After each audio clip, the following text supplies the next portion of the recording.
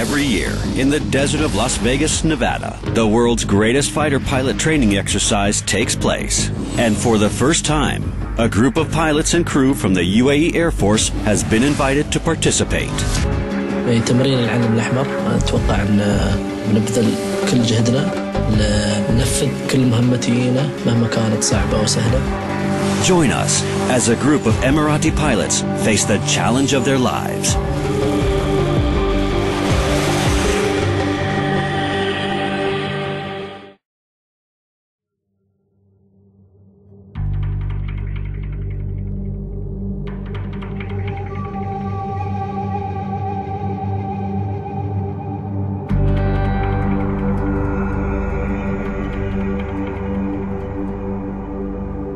Every year, in the desert of Las Vegas, Nevada, a truly unique event takes place.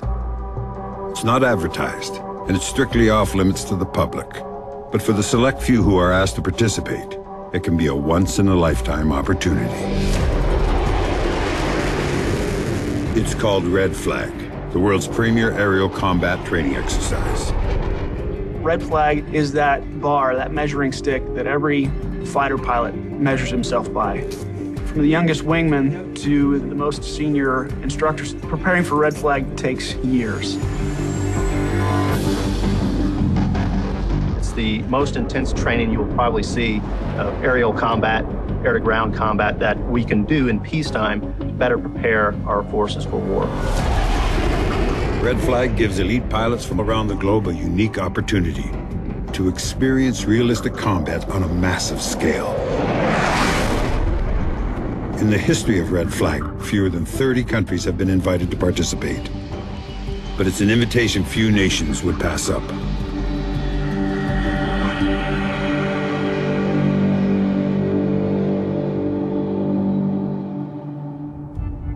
For the next exercise at Red Flag, an invitation has been extended far overseas, to a country that has not participated before. The United Arab Emirates, a small nation situated on the Arabian Peninsula, bordering Saudi Arabia and Oman. Established in 1971 and blessed with an abundant supply of natural resources, the UAE has transformed itself into an international center for social, cultural, and economic exchange. But with good fortune and success comes an increased need for security. For much of its frontline defense, the people of the UAE look to their nation's world-class Air Force and the elite group of pilots who watch over them from above. Their headquarters is here, at the Al Wafra Air Base in Abu Dhabi, a key facility for international forces dating back to the First Gulf War, and home to the UAE Air Force. That's approved. Break 5-1. You are clear for low approach for 3-1 left. The Air Force consists of a lot of different peoples. A lot of female members are joining the Air Force right now. They're like sisters to us. Everybody's working together in order for us to protect the country that we love and we're proud to be from. For the first time, a select group of Emirati pilots and maintenance officers has been invited to Red Flag to represent their country at the world's most challenging aerial combat exercise. Leading the UAE squadron at its first visit to Red Flag is Colonel Tariq Al-Banai. Red Flag is a very important exercise to the UAE and to other countries. In 2 weeks of Red Flag training, you get a combat experience that you only get in wartime. العلم الأحمر مثل ما تكلمنا قبل عن الخبرات وكيف انك تكتسب خبرات تقابل طيارين من مختلف الجنسيات ومن مختلف الدول وتكتسب منهم الاشياء الزينه والطرق اللي تقدر تتعامل فيها انت اللي تساعدك انت تحسن وضعك او تحسن قواتك الجويه. It's going to take a lot of work to fly in this exercise. I know it's hard, but we can do it. Aside from their years of experience, the UAE pilots will arrive at Red Flag with a major asset, the F-16 Block 60, the most advanced F-16 fighter jet in the world today. Developed by Lockheed Martin in partnership with the United Arab Emirates, the F-16 Block 60 takes the airframe of a traditional F-16 and supercharges it with extra thrust, new fuel tanks, and lightning-fast electronics. Flown exclusively by the UAE Air Force, it is known as the Desert Falcon. The UAE Air Force, there's a lot of things that they wanted in their airplane that you really don't see from the outside. They were visionary in terms of understanding what kind of capabilities they wanted, and they're finding out it's a very formidable airplane and something that really meets their needs, I believe. The F-16 first started flying in the mid-'70s, and the Block 60 benefits from that 30 to 35 years of knowledge. The airframe is just like any other F-16, but we have new radar, new avionics, and with its new capabilities, makes your mission much easier to accomplish. The engine, the whole thing is so unique in this aircraft. It kicks, and you can feel the kick. Out of all the F-16s I've flown, it is absolutely the best.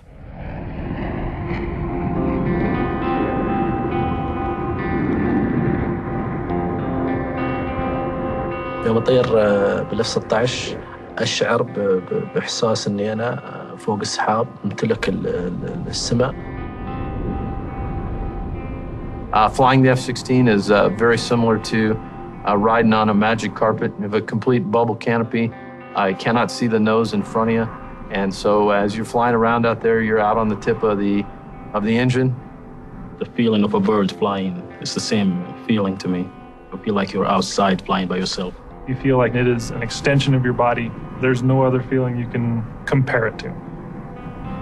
Once you take off and you feel the roar of the engine, you feel your blood is rushing through your veins, and once it hits your head, it's better than anything that I experienced in life.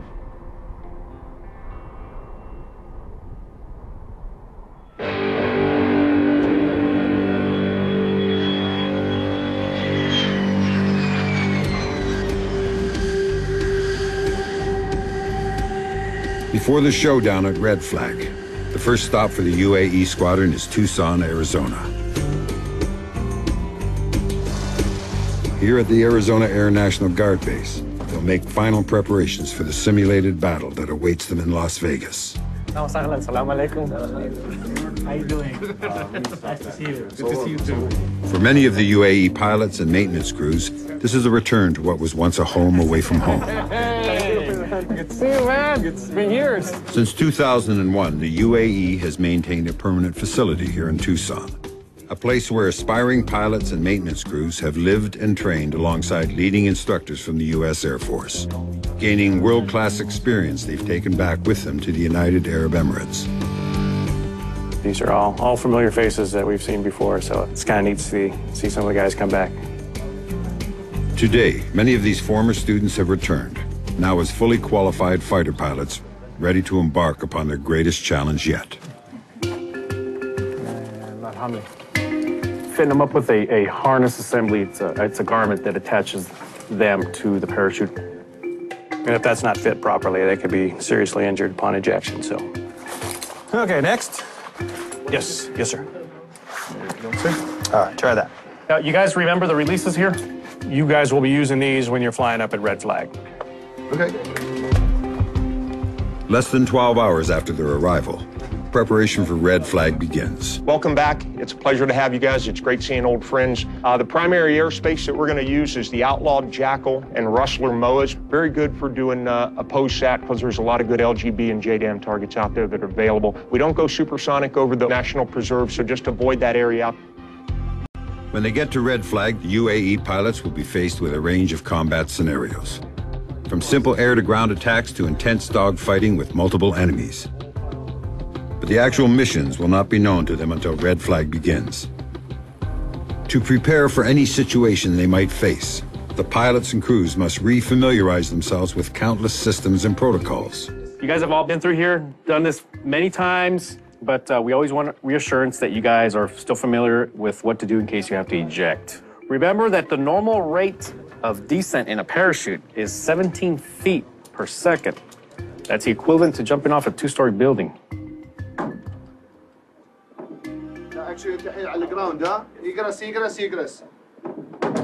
After touching up on basic skills, the pilots dive into their first red flag practice missions.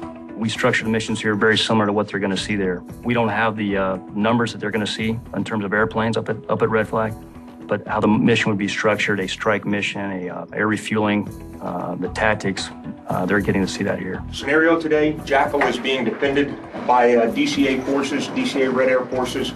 OCA forces are marshaling in Rustler, attempting to strike targets in Jackal and the eastern edge of Outlaw. Fight our way in, fight our way out against the opposing Red Air forces. That is the scenario. Flying an F-16 may seem like a solitary profession, but a pilot would be nothing without a dedicated ground crew. Here in Tucson, the Emirati pilots and jet technicians remain a tight-knit group. The relationship between ground crew and the pilots is a strong relation because those are the guys who give you a safe jet to fly. اعتقادي ان العلاقه بين الصيانه والطيار يعتبرون انهم اخوان وما في غنى عن الواحد عن الثاني.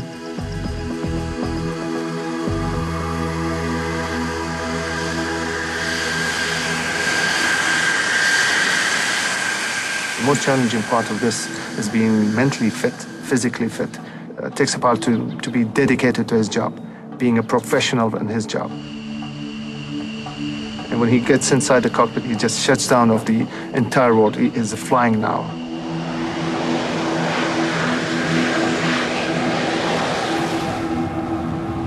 الطيار في الجو تفكيره يكون منصب حول المهمة اللي يقوم فيها، يعني يتملك كل تفكيره، ما يفكر في أشياء ثانية غير كيف يكمل رحلته أو كيف يخلص مهمته اللي هو يقوم فيها.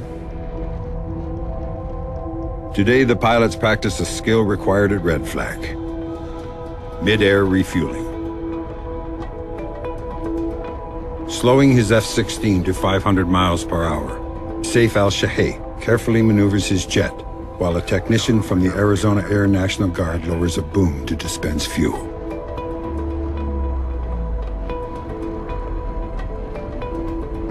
Once connected, the KC-135 Stratotanker provides the Desert Falcon with 2,000 pounds of jet fuel in less than a minute. Enough to keep the Block 60 flying for at least 3 more hours. But refueling is a dangerous task. One wrong move and the F-16 could collide with a flying tanker, igniting its cargo of 180,000 pounds of jet fuel. Time is of the essence, as each pilot waits patiently to perform the same maneuver.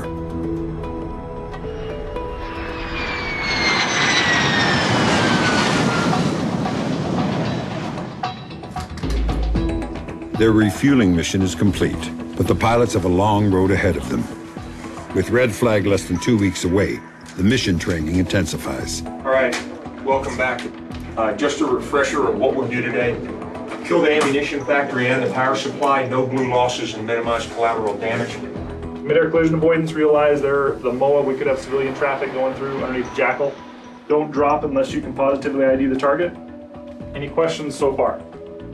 Whether it's an F-15 at Red Flag or a F-111 or a KC-135, they need to be on the same frequencies, at the same hop rate, and have the same start time so that everybody's hopping at the same time. Does that make sense? You guys are nodding. Yeah, I've never understood that thing. Yeah, nobody does. Airfield, this is important. Wake up. Okay. After 2 intense weeks at their base in Tucson, preparations are now over. The pilots hope their training will be enough. The Emirati pilots always give 100% effort and work very, very hard and show a tremendous amount of pride in what they do and exhibit a level of professionalism that is well above average for the countries that we see come through Tucson. تمرين العلم الأحمر أتوقع أن بنبذل كل جهدنا لننفذ كل مهمتنا مهما كانت صعبة وسهلة. Yeah, I went pretty good. I was pretty impressed. You did a good job. I like your act. You're ready to go to Red Flag right now.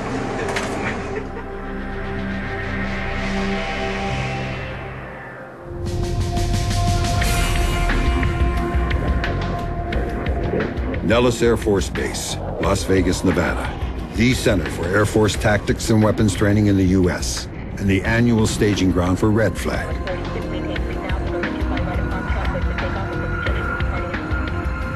Since 1975, pilots from around the world have descended on this base to go up against the best of the best. Nellis Air Force Base is the heart and soul of the U.S. Air Force. It is our harbor. Around the world, Nellis is known as the home of the fighter pilot. After suffering heavy casualties in the Vietnam War, the U.S. Air Force created Red Flag to provide young pilots with combat experience in a simulated environment. Studies showed that a pilot was far more likely to survive with 10 or more combat missions under his belt. Red Flag was created to provide those 10 high-pressure trials. It's the biggest show in Vegas, hands down. Compared to seeing, Cirque du Soleil, this is what I'm coming to see. The Red Flag is raised as the UAE pilots and crew join hundreds of other coalition forces at orientation. Have a seat. Big crowd, don't hurt yourself. Welcome. My name's Russ Handy. I'm the 57th Wing Commander. On behalf of my boss, I do want to say welcome. You guys are the reason why we are here at Nellis, to help you conduct your exercise. How many are here participating in a Red Flag for the first time? We provide you here at Red Flag with a realistic threat environment. Our goal is to maximize your combat training, okay? And again, I stress that this is training, so don't go out there thinking this is combat and you can violate the rules to get the job done. اوكي شباب، يومنا. ريد فلاج هذا انتم بتوصلون هناك الاولاد ما حد مثل ما قلت لكم قبل خذ هذه الفرصه. لكن خلال هالاسبوعين لازم نعمل شيء. Red Flag simulates real combat by pitting coalition forces against simulated enemies. Led by camouflaged F-16s known as aggressors, flown by seasoned U.S. Air Force pilots. As the UAE pilots try to complete the missions they've been assigned, aggressor pilots trained in enemy tactics will actively try to disrupt their plans and shoot them down. Major Mike Wilburn is a member of the aggressor squadron flying against the UAE. What they will see is a basic air-to-air threat that they're going to have to overcome. As they meet those challenges, we're going to throw the next challenge on.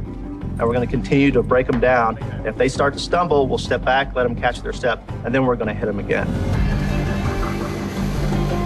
They're going to be facing a very, very complex threat, and they can expect to take, hopefully, if they're doing well, not as many losses as us. And if they do poorly, they will lose. At Nellis, state-of-the-art computer systems track the firing of weapons in real time, keeping score in the simulated battle. The UAE pilots received their first mission, to destroy a fortified weapons depot on the outskirts of the Nellis range. Cobra 1, proceeding to mission number 110. Moments after takeoff, two aggressors take to the skies, flanking the UAE jets. Cobra 11 ID hostile aircraft. في الطلعة الجوية كانوا يمثلون الأعداء كانوا في كل مكان وكانوا يفاجئونا. As the aggressors jam their radar systems, two Emirati pilots break out of formation and engage the enemy fighters. Cobra 1 engage signal group bullseye 116 40 25K.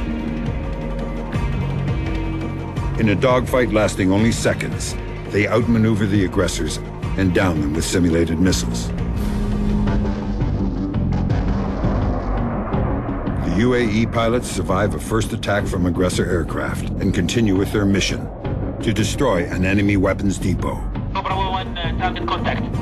Cobra 1 2 target contact. Cobra 1 bumped away.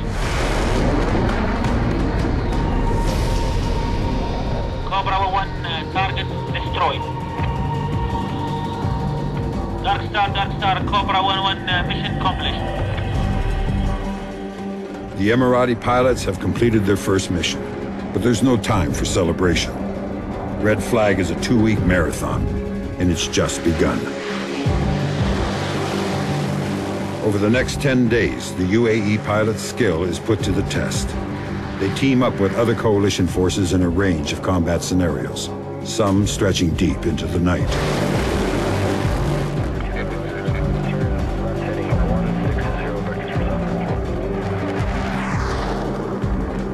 طرف المعادي خلق لنا مصاعب جمة، في بعض الطلعات يطلع لنا قدامنا وفي لحظة من اللحظات يختفي.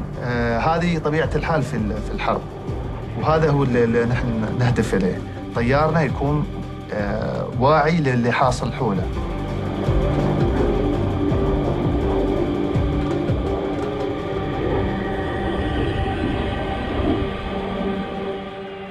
After 2 weeks of simulated combat, Red Flag draws to a close.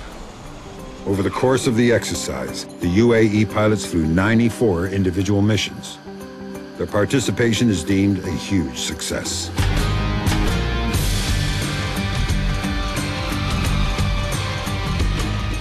They receive a commendation from the commander of Red Flag, General Russ Handy. First time at Red Flag, outnumbered with a very high-tech adversary, did a wonderful job, presented themselves very professionally in the debrief, and I continue to see that out of them every time I work with them.